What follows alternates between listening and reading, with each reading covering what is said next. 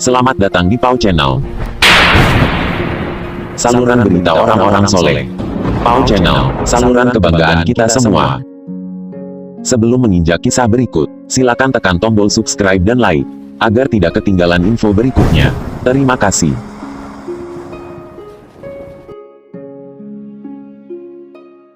Assalamualaikum warahmatullahi wabarakatuh. Bismillahirrahmanirrahim. Alhamdulillahi rabbil alamin. Wal aqibatu lil muttaqin. Fala udwana illa 'alal zalimin. Wassalatu wassalamu ala asyrafil anbiya'i wa imamil mursalin, nabiyyina wa habibina Muhammadin arsalahullahu rahmatan lil alamin, wa ala alihi wa azwajihi at-tahirati ummahatil mu'minin, wa ala alihi at-tayyibina wa ashabil hurril mayamin, wa man tabi'ahum bi ihsani ila yaumiddin. Salam sejahtera bagi para pemirsa Pau Channel dimanapun Anda berada.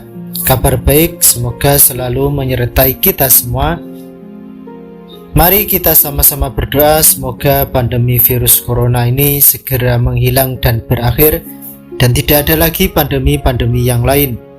Serta kita semua para subscriber dan pemirsa yang budiman selalu diberikan limpahan rezeki, kasih sayang, dan ridho Allah subhanahu wa ta'ala, dan selalu dalam keadaan yang sehat walafiat, bahagia di dunia serta di akhiratnya nanti, terbebas dari segala macam hutang piutang, terhindar dari segala macam riba, terhindar dari segala mara bahaya serta bencana-bencana, terhindar dari segala macam fitnah akhir zaman, dilancarkan dalam segala urusannya, diberikan berkah dalam hidupnya, keluarganya, dan tidak kurang dari sesuatu apapun.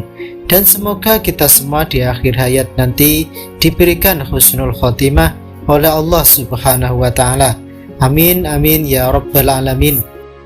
Pada kesempatan kali ini, Pau Channel akan berbagi cerita tentang Mbah Hasyim Asy'ari menegakkan rumah yang miring.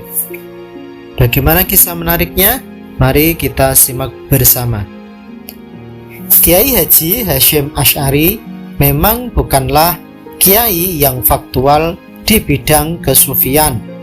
Meski dalam beberapa literatur beliau mengkritik adanya praktek sufi yang berlebihan seperti mewalikan setiap mursyid thariqah, namun bukan berarti Kiai Haji Hasyim Asy'ari anti akan thariqah. Menurut beliau, semua sah-sah saja asal tidak menyalahi syariat aturan agama Islam. Sebagai kiai yang khos, sudah barang tentu beliau sangatlah kental akan ibadah-ibadah kepada Rabb-Nya, seperti puasa, sholat malam, dan lain sebagainya.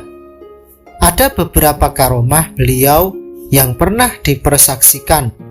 Namun, sebelum berlanjut pembahasan ini hanyalah untuk selingan saja, agar kita semakin yakin bahwa beliau memang adalah seorang kiai dengan banyak keutamaan-keutamaan. Bukan melulu dengan keilmuan dhahiriyahnya saja, namun kehidupan spiritual beliau pun juga kuat, bahkan bisa dikatakan pas atau tawazun, tidak berlebih dan tidak berkurang. Karomah atau kelebihan beliau tersebut terbuka sedikit demi sedikit setelah beliau tiada, seperti kisah berikut ini. Kebetulan pernah ada yang mewawancarai seorang santri beliau. Sebut saja santri beliau bernama Ahmad Thoib. Beliau merupakan santri kalong, yakni santri yang tidak tinggal menetap di area pondok. Rumah beliau berada di daerah Cukir. Rumahnya sangat kecil dan begitu memprihatinkan. Bahkan pewawancara tadi ketemunya saja karena tidak sengaja saat sedang mengurus dokumentasi bakti sosial untuk perbaikan MCK dalam rangka 120 tahun Pondok Pesantren Tebu Ireng. Santri Kiai Haji Hasyim Asy'ari yang bernama Ahmad Thoib ini jauh dari kesan kiai atau ahli agama. kesan itu terlihat dengan pakaian beliau yang hanya biasa saja. Waktu itu, beliau ini bercerita tentang salah satu dari karomah Mbah Hasyim Asy'ari. Suatu saat, si Thaib muda merenung di senggangnya waktu. Tiba-tiba, Kiai Haji Hasyim Asy'ari datang dan bertanya, "Ada apa, Nak? Kok melamun?" Mendengar pertanyaan tersebut, Ahmad Thaib pun sontak kaget dan menjawab, "Itu Yai, rumah saya doyong atau miring." Mendengar jawaban tersebut, akhirnya Kiai Haji Hasyim Asy'ari mengajak Ahmad Thaib untuk melihat rumahnya yang miring tersebut. Lalu, sesampainya di sana, Kiai Haji Hasyim Asy'ari hanya menggoyang-goyangkan salah satu bagian rumah yang miring. Namun, tanpa diduga dan sungguh ajaib, dilalah dengan kuasa Allah Subhanahu wa Ta'ala, rumah itu pun dapat lurus kembali, alias berdiri tegak kembali.